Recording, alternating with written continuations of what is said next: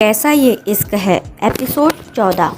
केशव एक बार तो आवाज़ देते मुझे, मैं सब भुला लौट आती, पर तुमने तो यूँ मुंह फेर लिया जैसे कोई रिश्ता ही नहीं था हम में। मीनाक्षी के दिल से आवाज़ आई, मन कर रहा है अभी तुम्हें बाहों भर में भर लूं और कहूँ तुम होती कौन हो मुझसे दूर जाने वाली, पर किस हक से रोकूं, ये दूरी भी तो मैं ही लाया है हूँ हमारे बीच। केशव के मन में से आवाज़ आई। मीनाक्षी यूं ही सोचते सोचते चली जा रही थी। चलते चलते वो सड़क पर आ गई। उसे सड़क के दूसरी तरफ जाना था क्योंकि उसकी गाड़ी वहीं थी। इधर केशव मीनाक्षी की तरफ बढ़ा क्योंकि अब वो उसे दूर नहीं जाने देना चाहता था। आज जब ये एहसास हुआ मीनाक्षी हमेशा को उससे दूर हो जाएगी, तब उसकी ईगो ने उसके प्यार के आगे दम तोड़ दिया और एक पुरुष हार गया और एक प्रेमी जीत गया। इससे पहले कि केशव मीनाक्षी को आवाज़ देता, वो कोर्ट एरिया से निकल सड़क पर आ गई और वो जैसे ही सड़क के बीचों बीच आई, अचानक एक तेज रफ्तार गाड़ी आई और उसे टक्कर मारती निकल गई। मीनू केशव जो मीनाक्षी को आवाज़ ही देने वाला था, चिल्लाता हुआ भागा। आसपास के लोग भी वहां जमा हो गए। बाहर खड़े पुलिस वाले उस गाड़ी का पीछा करने चले गए। इधर सुरेंद्र जी और अनीता जी भी गाड़ी से निकल मीनाक्षी चिल्लाते हुए उस तरफ भागे। इन सबके बीच मीनाक्षी पड़ी थी, खून से लथपथ, एकदम शांत। मेरी बच्ची, कोई एम्बुलेंस बुलाओ जल्दी, सुरेंद्र जी बेटी के पास बैठते हुए बोले।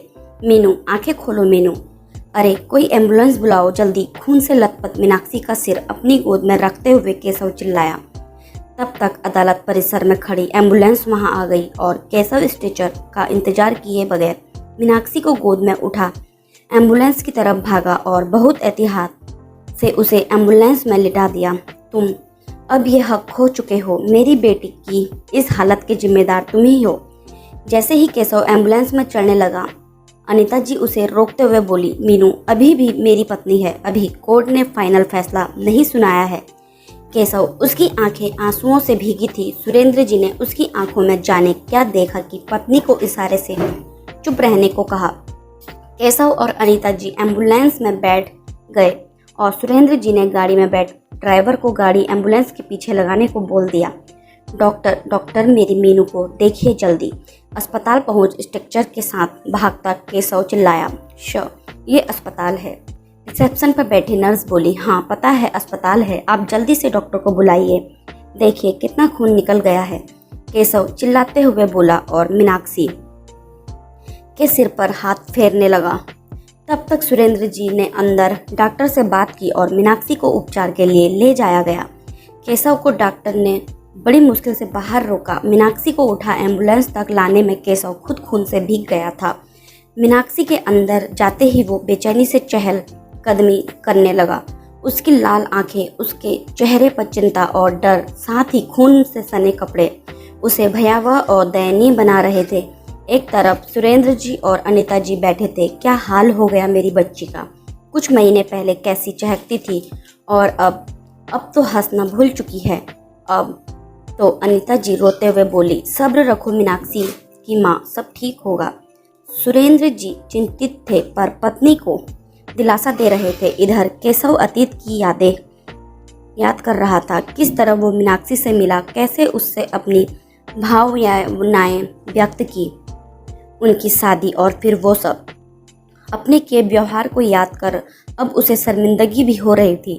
राजकुमारियों जैसी पली बड़ी मीनू ने मेरे प्यार में झोपड़ी में रहना पसंद किया, मेरे लिए अपने महंगे शौक छोड़ दिए, मेरे साथ कंधे से कंधा मिलाती रही वो और मेरे अत्याचार भी सहती रही।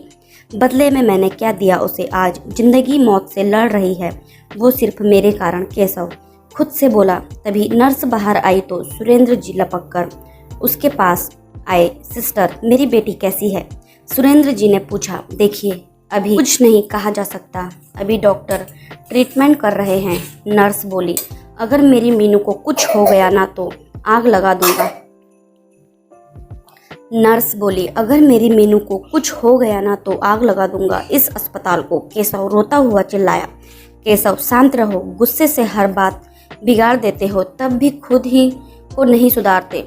इतना सब हो गया पर अभी भी तुम्हें अक्ल नहीं आई। आज जो मीनाक्षी बिटिया यहाँ है वो तेरे गुस्से के कारण ही। सरला जी बेटे से बोली। सरला जी को केशव वकील ने ही फ़ोन करके सब बताया था।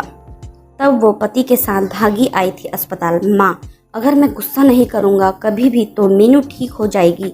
बोलो ना माँ, वो ठीक हो जाएगी ना। माँ की बात सुनकर केशव बोला और माँ के आंचल में मुंह छिपा फूट फूट कर रोने लगा। सुरेंद्र जी जो खुद बेटी के गम में डूबे हुए थे, उन्हें केशव की यह हालत भी विचलित कर रही थी। भले ये वही केशव है जिससे उनकी बेटी प्यार करती थी और अब ये रिश्ता टूटने वाला था, पर वो था तो किसी का बच्चा ही।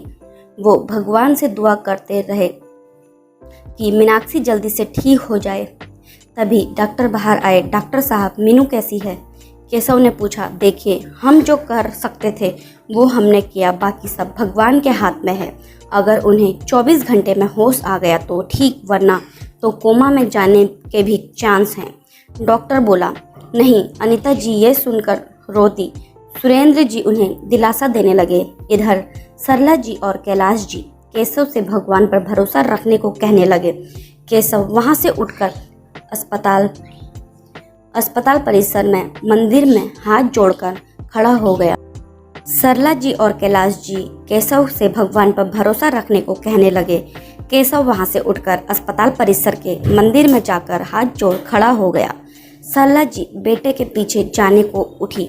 नहीं केशव की माँ, उसे रहने दें, कुछ समय भगवान के पास हो सकता है थोड़ी सद्बुद्धि आए और इसे ईश्वर को इस पर तरस।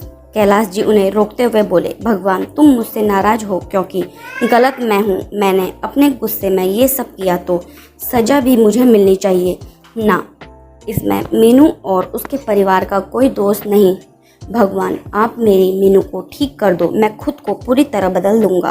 प्लीज भगवान, मैं मीनू से दूर भले रह रहा था पर उसके बिना रहना नामुमकिन है। मुझे माफ़ कर दो भगवान और मेरी मीनू को ठीक कर दो। हाथ जोड़े केशव बोला। क्योंकि मंदिर पास में ही था इसलिए वो सबको दिखाई दे रहा था, पर वो क्या बोल रहा है ये सुनाई नहीं दे रहा था। क्योंकि सुरेंद्र जी पिता का अपना एक रुतबा था, इसलिए उन्होंने सबके वहां रुकने की इजाज़त ले ली थी। जैसे जैसे समय गुजर रहा था सबके दिल की धड़कन बढ़ रही थी। धीरे धीरे रात बीतती जा रही थी। सब थक हार कर उगने लगे थे। वैसे तो सुरेंद्र जी ने एक कमरा और ले लिया था पास का, किंतु वहाँ कोई नहीं गया। सब जहाँ तहाँ झपकी लेने लगे। एक केशव था जो अपनी जगह से हिला भी नहीं। रात बीत गई और सुबह की पहली किरण के साथ सब जाग गए।